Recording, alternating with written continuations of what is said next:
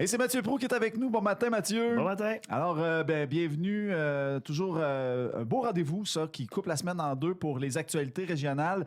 Donc, Mathieu, c'est ça, hein? Ça commence plus à l'international. Cette année, on se fait damer le pion. C'est plus difficile à suivre, là, de tout ce qui se passe. Là. J'ai moins de contacts à la Maison-Blanche. Mais... Ben là, à la Maison-Blanche, mais quand même, la tournée internationale de Mark Carney, c'est pas rien, là, ce qui se passe. Oui, exact. Il est allé en Chine, il est allé faire dans des ententes. Je ne sais pas comment Donald Trump va prendre ça là, avec la renégociation de l'ALENA et de la CEUM. Mais c'est intéressant. Puis tout ce qui se passe là, à Davos cette semaine. C'est ça. Et les gros messages. C'est quand même Macron, donc l'OTAN qui est mise à mal. Je pense qu'on... Mais bon, est-ce que c'est du bluff? Est-ce que c'est une tactique pour détourner l'attention sur tout ce qui se passe aux États-Unis avec ICE? Je ne sais pas si vous avez suivi un petit peu cette police anti-immigration qui accumule les bourdes et pas juste les bourdes, on s'entend, là, c'est des gaffes majeures. Très graves. Qui sont des meurtres, là, effectivement. Littéralement. Donc, ça brasse aux États-Unis. Quand on pense, on essaie de faire croire qu'il y a une petite guerre commerciale, mais dans le fond, le vrai problème, c'est que c'est possiblement une guerre civile aux États-Unis là, qui se dessine, au fond. Ça fait plusieurs qui en parlent depuis plusieurs mois, de dire le pays est tellement divisé. Donc, tu regardes ça aller, ça va finir comment, tout ça? Est-ce que c'est terminé? Là, on entend moins parler, évidemment, mais... On va suivre ça de loin, de notre Abitibi tranquille. Mais quand même, il se passe des choses ici aussi, Mathieu. Tu es allé à la pêche, on va dire ça comme ça. La semaine dernière, tu nous as lancé ça dans les airs avant de partir, mais les résolutions de nos politiciens. Ben oui, c'est ça. Donc, puis, j'ai commencé... Est-ce que tu as eu des réponses? Oui. Là, cette semaine, j'ai commencé avec les résolutions de nos députés fédéraux. Sébastien Lemire, député d'Abitibi-Témiscamingue, et Mandy Goldmasty, député Abitibi-Baie-James-Nunavik-Iou, qui est aussi ministre des Services aux Autochtones. Ben oui. Donc, dans le comté voisin, finalement, qui est Val-d'Or et le nord du Québec, principalement, et jusqu'en haut. Ben oui, jusque tout en haut. Ben oui. Donc, on a quand même parlé beaucoup d'économie, donc, pour ces deux députés-là. Donc, beaucoup parlé de foresterie. Mme Masty qui a rappelé là, les investissements, les garanties de prêt d'1,2 milliard qui ont été annoncés l'été dernier par le ministre Carney. Des mesures qui avaient été accueillies positivement, mais qui en même temps ont été un peu décriées parce que ça ne s'est pas concrétisé sur le terrain comme c'était des garanties de prêt. Ce qui manque, là, c'est des liquidités dans les entreprises forestières. Donc, ça n'a pas été utilisé tant que ça. Ça n'a pas atterri.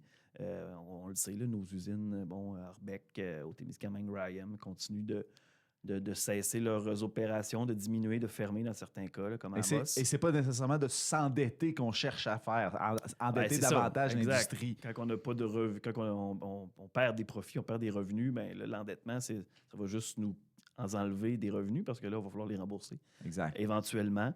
Donc, c'est un peu ce que Sébastien Lemire proposait, d'avoir des mesures un petit peu plus concrètes, notamment là, du soutien pour maintenir les emplois dans les entreprises, puis aussi favoriser l'innovation un peu plus, là, puis la diversification des produits et services.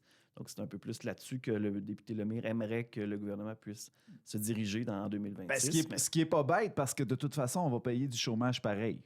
Exact, c'est ça. On va tout être sur le chômage pareil. Exactement. Donc, c'est quand même intéressant. Donc, ça va être à suivre, là, la foresterie. C'est sûr que on en a parlé un petit peu la semaine dernière avec le président du syndicat Unifor.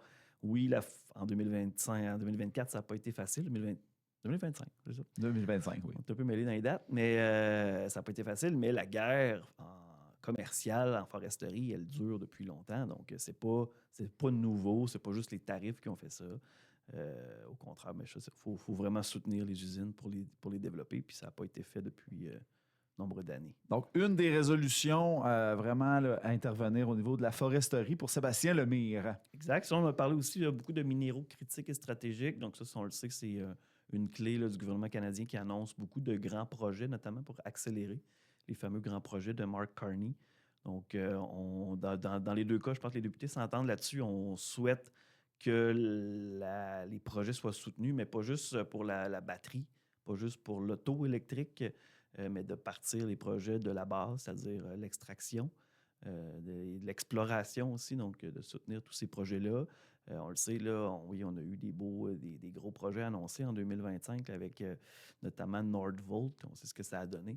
Donc, quand on se concentre sur Nordvolt, qui est une usine de transformation de batterie, mais qu'on n'a pas d'extracteur, Mhm. ben, il manque quelque chose au départ. Donc, c'est ce qui s'est passé. Donc là, ça a floppé vraiment de manière monumentale, Nordvolt. Donc là, il ne faudrait pas reproduire ce genre d'erreur. Donc, commencer par la base, par l'extraction. Exactement. Puis là, ben, on a d'ailleurs un projet ici en Abitibi-Témiscamingue, à Amos, à Tout le Launay, tout le monde surveille ça.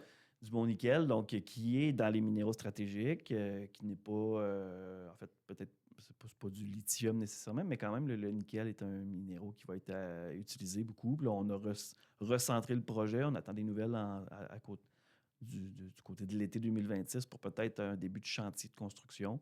C'est du moins ce que M. Vézina m'avait confirmé en entrevue là, à la fin de l'année dernière. Donc ça devrait promettre. On va se concentrer aussi sur tout le côté de défense. Donc on veut beaucoup investir en défense là, du côté du gouvernement fédéral. Donc Dumont pourrait d'ailleurs se positionner là-dessus pour contribuer à peut-être de l'armement et tout ça. Eh bien, ça alors, ça m'étonne toujours d'entendre ça parce que ça me semble que ça date d'un autre temps. C'est nouveau, on n'était pas là-dedans, politique je pense. d'armement, là. Oui.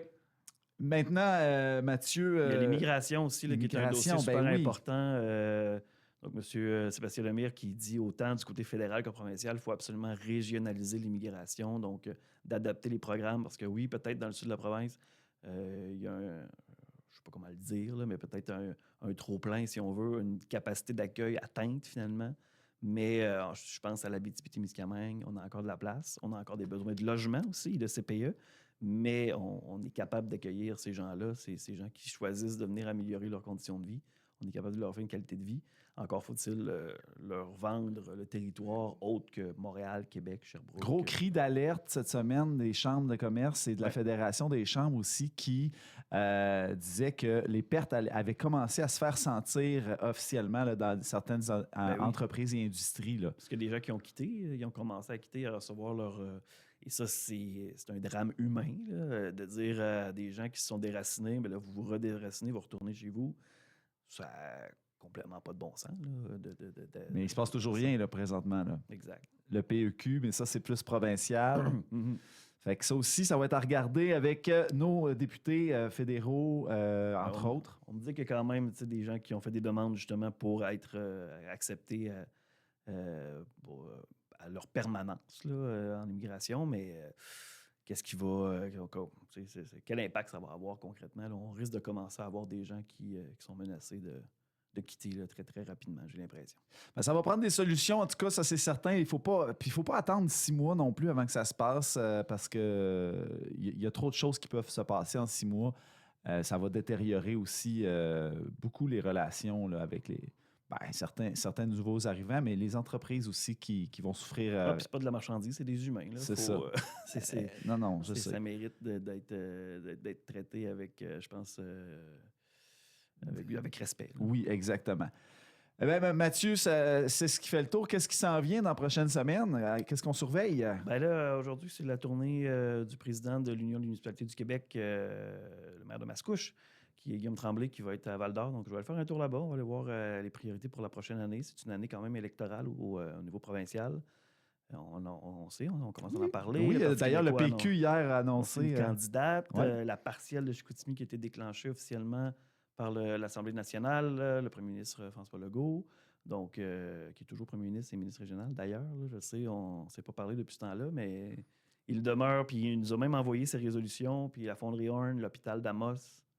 Priorité, là, on veut régler ces dossiers-là, ça traîne depuis trop longtemps. Donc, oui, on a intervenu d'ailleurs auprès du ministre de la région pour qu'il règle ses dossiers avant qu'il quitte officiellement ses fonctions. Parce que c'est un peu ça la crainte, au fond, qu'il y ait un vide politique administratif, puis qu'encore une fois, ces dossiers-là, qui traînent depuis trop longtemps, se retrouvent relégués aux oubliettes jusqu'à temps qu'il y ait un certain leadership au gouvernement.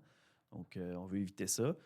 Ça va être à suivre. Est-ce que la session va être prorogée? Ça serait encore une fois pas une très, très bonne nouvelle. Ça ne veut pas dire que les dossiers ne peuvent pas avancer, mais certainement, ils avancent moins vite. Donc, ça va être à suivre dans les prochains mois. Déjà, la partielle va être déclenchée. Fait que j'ai l'impression que peut-être l'Assemblée nationale va revenir un peu après ça. Mais, puis là, l'été va arriver. oui, c'est ça. Donc, tout va débouler. Mais oui, voilà. Donc, l'UMQ, donc eux qui risquent d'avoir quand même une bonne liste de demandes pour les élections. On le sait, il y a beaucoup d'enjeux pour les municipalités. Il y a des budgets qui sont sortis en fin d'année. Il y en a d'autres qui sortent là. La SAR a des gros enjeux budgétaires, notamment une augmentation assez importante au niveau du budget. C'est du 6 mais là, en réajustant, c'est du 4,1 donc quand même. Du côté de la SAR sanitaire aussi, qu'il y a des enjeux. Donc, on va suivre ça aussi un petit peu là, aujourd'hui. Vous pouvez aller lire ça sur mediaté.ca. Puis, c'est ça. C'est ça cette semaine. C'est bon, ça, Mathieu. Écoute, on te préserve, là, parce que quand ça va décoller puis qu'il va y avoir beaucoup de nouvelles, là, ça va être plus d'ouvrage. Fait que merci, Mathieu Proulx, d'être venu ce matin. Merci, Bruno. Toujours un plaisir de t'avoir en studio.